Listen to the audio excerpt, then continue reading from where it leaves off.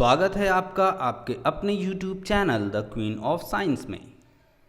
तो आज आप लोग के सामने मैं क्लास 9th का एक बहुत ही इम्पॉर्टेंट और बहुत ज़्यादा वैल्यूएबल टॉपिक लेकर के आया हूँ। बहुत ज़्यादा इम्पॉर्टेंस है इस टॉपिक का। इस टॉपिक से रिलेटेड क्वेश्चन आपके क्लास 9th में तो है ही। इसके बाद फिर अगर आप क्लास 9th में इंटरनेशनल मैथमेटिक्स ओलंपियाड देते हैं, जो कि मैं सजेस्ट करता हूं कि हर बच्चे को ज़रूर देना चाहिए, तो वहाँ पे भी इस टॉपिक से रिलेटेड बहुत से क्वेश्चंस आते हैं और फिर आपको आपकी पूरी लाइफ में एक बार एक एग्ज़ाम देने का मौका मिलता है, जिसको हम कहते हैं NTSC। ठीक है, तो NTSC के एग्ज़ाम में भी आपको इसे मिलेंगे क्वेश्चन इस टॉपिक से, तो इसलिए ये बहुत अच्छा बहुत इम्पॉर्टेंट टॉपिक है। इस टॉपिक पे 3 अलग अलग लेवल के क्वेश्चंस होते हैं, 3 अलग अलग वेराइटीज़ के क्वेश्चंस होते हैं। मैं उनको 3 वीडियोस में तीनों वेराइटीज़ डिस्कस करूँगा। ये रेशनलाइजेशन की पहली वीडियो है और इसमें मैं आपको फर्स्ट वेराइटी दूंगा।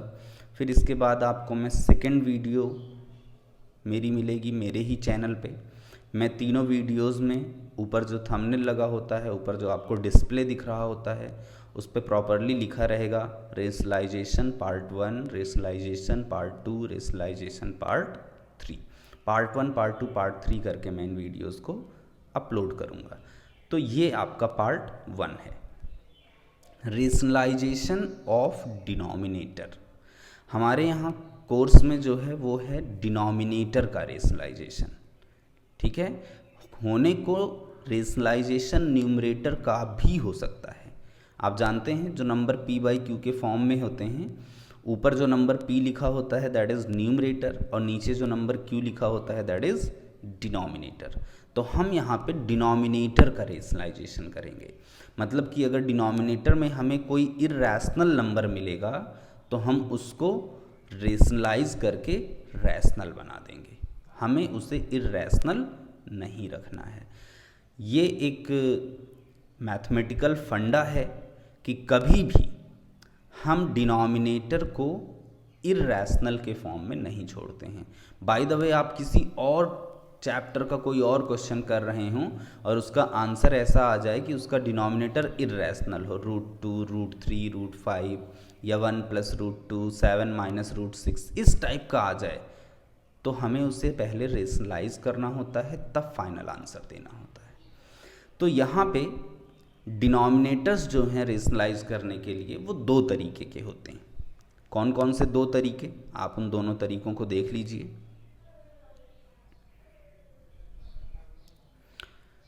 जो फर्स्ट काइंड है उसमें आपको सिंपली डिनोमिनेटर में √2, √3, √5, √6, √7 टाइप की चीज़ें मिलेंगी। तो ये फर्स्ट काइंड ऑफ डिनोमिनेटर्स हैं। और ये सेकेंड काइंड ऑफ डिनोमिनेटर्स हैं जिनमें चीज़ें कंबाइंड फॉर्म में मिलेंगी, जैसे 6 + √5, √3 - 2, 9 + 2 √5 एंड सो ऑन। मतलब वो कंबाइंड रहेंगी, मिक्स रहेंगी वो। ठीक है ना। तो यहाँ पे हमारे पास देखिए क्या लिखा है आपके लिए मैंने, if denominator is of the first kind. अगर फर्स्ट काइंड का है, simply we multiply numerator and denominator by that irrational number to the given number. तो हमें उसे रेशनलाइज करने के लिए उसी नंबर से ऊपर नीचे न्यूमरेटर और डिनोमिनेटर में मल्टीप्लाई कर देना होता है। ठीक, बट अगर सेकेंड काइंड है, if denominator is of second kind we multiply the numerator and denominator by conjugate of the given denominator. तो जो डिनोमिनेटर दिया गया है हम उसके कॉन्जुगेट से ऊपर नीचे मल्टीप्लाई करते हैं। अब यहाँ पे क्वेश्चन ये उठता है कि ये कॉन्जुगेट वर्ड तो अभी नया आया हमारे सामने, ये क्या होता है, कैसे होगा कॉन्जुगेट, आप ये बता दीजिए। तो यहाँ पे मैंने आपको लिख रखा है, देखिए, how to make conjugate. Conjugate हम कैसे बनाते हैं। ठीक है, to make conjugate of given irrational number simply we change the sign of +to - and -to +। मतलब कि कॉन्जुगेट आपको सिर्फ किस में बनाना है, सेकेंड काइंड में। फर्स्ट काइंड में हमें कॉन्जुगेट नहीं बनाना होता है। फर्स्ट काइंड में जो नंबर दिख रहा है डिनोमिनेटर में, सिंपली उसी से हम ऊपर नीचे मल्टीप्लाई कर देते हैं, ठीक है। लेकिन सेकेंड काइंड वाले में कॉन्जुगेट बनाते हैं और तब मल्टीप्लाई करते हैं। तो कॉन्जुगेट बनाने के लिए क्या करना होता है कि जो नंबर दिख रहे होते हैं, जैसे ये है 6+√5 या √3 - 2, इनमें जो बीच में साइन होता है, अगर वो प्लस है तो माइनस कर दो और माइनस है तो प्लस कर दो। जैसे यहाँ पे 6+√3 है तो इसका कॉन्जुगेट हो जाएगा 6 - √3। क्या किया हमने, सिर्फ इस प्लस को माइनस कर दिया। 9 + 6√3 है तो ये हो जाएगा 9 - 6√3। हमने क्या किया, प्लस को माइनस कर दिया। √3 - 2 है तो ये हो जाएगा √3 + 2। हमने क्या किया, माइनस को प्लस कर दिया। तो कॉन्जुगेट बनाना समझ में आ गया। सिंपली जो बीच का साइन है उसे चेंज कर देना है, वो कॉन्जुगेट बन जाएगा, ठीक है। अब आप देखिए कि इनके ऊपर क्वेश्चंस कैसे टैकल किए जाते हैं तो आपको और बेटर समझ में आएगा। ये एक्सरसाइज 1.5 है, ये आपके एनसीईआरटी की, और इस एक्सरसाइज का अब ये 5th क्वेश्चन है। एक्सरसाइज 1.5 में 3 अलग अलग वेराइटीज़ के क्वेश्चंस थे, ठीक। फर्स्ट वेराइटी को हम लोगों ने अपनी पिछली वीडियोस में डिस्कस किया था, फिर एक हम लोगों ने अभी जस्ट प्रीवियस डिस्कस किया, ठीक है ना, √9.3 वाला। और अब हम डिस्कस करने जा रहे हैं इसमें रेशनलाइजेशन, ठीक। तो रेशनलाइज करने के लिए बोल रहा है, क्वेश्चन 5 में है rationalise the denominator of following. Overall 4 parts हैं, 1/√7, 1/√7 - √6, 1/√5 + √2, 1/√7 - 2। तो इन चारों पार्ट्स में सिर्फ पहला पार्ट ऐसा है जिसका डिनोमिनेटर फर्स्ट काइंड का है, बाकी सबका डिनोमिनेटर सेकेंड काइंड का है, ठीक है। तो फर्स्ट काइंड वाले में हमें जो नंबर रहता है उसी से मल्टीप्लाई करना होता है, और सेकेंड काइंड में क्या होता है कि जो भी नंबर हमारे पास है उसके कॉन्जुगेट से करना होता है। तो यहाँ पे हमारे पास है 1/√7, तो यहाँ पे क्या लिखेंगे, multiply numerator and denominator by √7। ये √7 है, फर्स्ट काइंड का है ये आपका, तो √7 से ही हम ऊपर नीचे मल्टीप्लाई कर देंगे। तो ये हो गया 1 × √7, और नीचे एक √7 पहले से था, मल्टीप्लाई में √7 = 1 का √7 से मल्टीप्लाई होगा तो √7, और √7 का √7 से होगा। मैंने बहुत पहले आपको स्क्वायर रूट आइडेंटिटीज़ में बताया था कि √a × √a कितना हो जाता है, a। बहुत इंपॉर्टेंट आइडेंटिटी थी ये, और ये बहुत बार काम आएगी आपको, इसलिए आपको मैंने इसके लिए कहा था कि इट इज़ वेरी इंपॉर्टेंट। तो √7 × √7 कितना हो जाएगा, 7। तो आपका फाइनल आंसर हो गया √7/7। हमारा ये जो डिनोमिनेटर है, अब आप देखिए ये रेशनलाइज हो गया। रेशनलाइज का मतलब अब ये इरेशनल नहीं रह गया, अब ये कैसा हो गया, रैशनल हो गया, ठीक है। सेकेंड इसमें का है 1/√7 - √6, multiply numerator and denominator by conjugate of √7 - √6।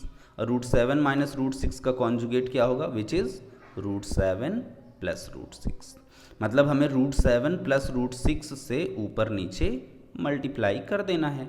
तो 1 × √7 + √6, और नीचे जो था वो हमने पहले लिख दिया √7 - √6, और फिर मल्टीप्लाई कर दिया √7 + √6 से। और अब यहाँ पे ऊपर तो 1 से मल्टीप्लाई होना है तो सिंपली वही आ जाएगा, क्योंकि 1 के मल्टीप्लाई करने से कोई इफेक्ट उतना नहीं आता है। लेकिन नीचे जो आपको दिखाई दे रहा है वो देखिए, एक ब्रैकेट में उन्हीं दोनों चीज़ों का सब्ट्रैक्शन है और एक ब्रैकेट में उन्हीं दोनों चीज़ों का एडिशन है। मतलब कि ये कुछ इस टाइप का है, a - b और a + b। और आप जानते हैं कि a - b और a + b क्या होता है, a² - b²। तो यहाँ पे हो जाएगा √7 का स्क्वायर - √6 का स्क्वायर। देखिए नेक्स्ट पेज पे किया है मैंने आपके लिए। तो ये हो जाएगा हमारे पास, ऊपर तो 1 से मल्टीप्लाई हुआ तो वही हो गया √7 + √6, और नीचे क्या हो गया, √7 का स्क्वायर - √6 का स्क्वायर = ये हो गया √7 + √6 एज इट इज़, इसमें कोई चेंज नहीं आएगा। और नीचे √7 का जब आप स्क्वायर करेंगे तो स्क्वायर से रूट कैंसिल हो जाएगा, तो कितना आ गया 7, माइनस √6 का स्क्वायर करेंगे तो कितना हो जाएगा, स्क्वायर से रूट कैंसिल 6 = ये ऊपर न्यूमरेटर एज इट इज़ रहेगा, अब इसमें कोई चेंजेस हो नहीं सकते। गलती से √7 + √6 को आप √13 न लिख दीजिएगा, ऐसा नहीं होता। मैंने आपको एक बार और इस बारे में बोला था कि रूट वाले जो नंबर होते हैं वो मल्टीप्लाई और डिवाइड होते हैं। मतलब कि अगर ये √7 इंटू √6 लिखा होता तो ये √42 हो जाता, लेकिन √7 प्लस √6 √13 नहीं होगा। ध्यान रखिएगा इस बात को, कभी ऐसी गलती मत करिएगा।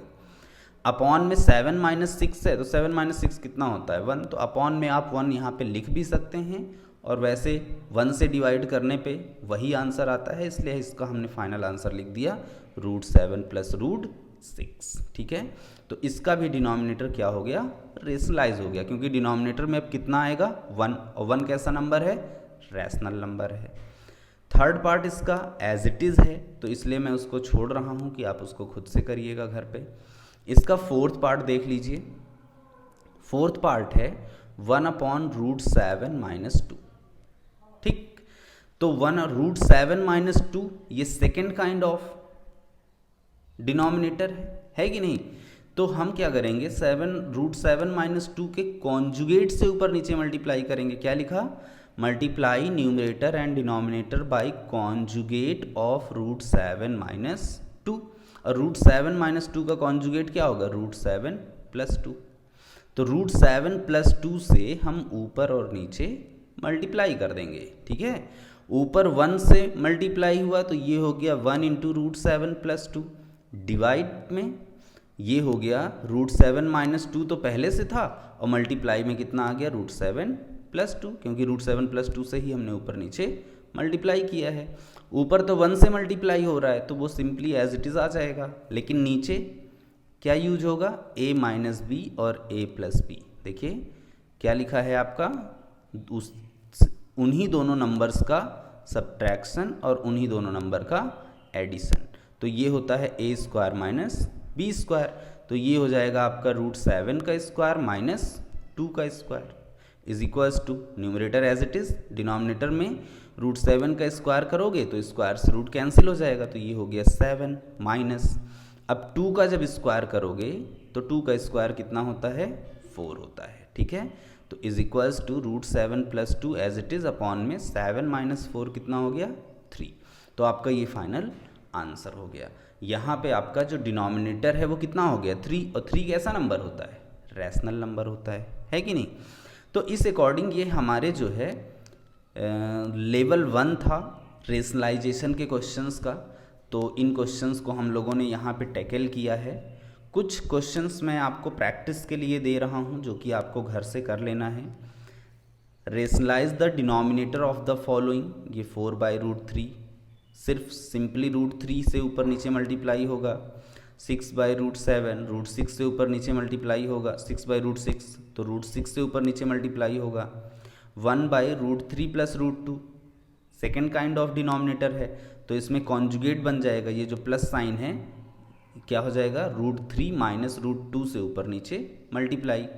इसमें भी √2 प्लस √3 है तो √2 माइनस √3 से ऊपर नीचे मल्टीप्लाई हो जाएगा। ठीक है, फिर सेकेंड क्वेश्चन है, if √2 is equals to 1.414 then by rationalise the denominator find the value of this up to 3 decimal place. अगर उसने then by rationalise the denominator word use ना किया होता तब भी आप पहले इसको रेशनलाइज करते और फिर आप इस √2 की वैल्यू पुट करते। अगर आप ये सोचिए कि हम रेशनलाइज किए बिना ही √2 की डायरेक्ट वैल्यू रख करके और इस क्वेश्चन को सॉल्व कर लें तो आपके लिए कैलकुलेशन बहुत टफ हो जाएगा। आप ये मत करिएगा। आपको क्या करना है, पहले ये 2 प्लस √2 है, इसका कॉन्जुगेट होगा 2 माइनस √2 से ऊपर नीचे क्या हो जाएगा, मल्टीप्लाई।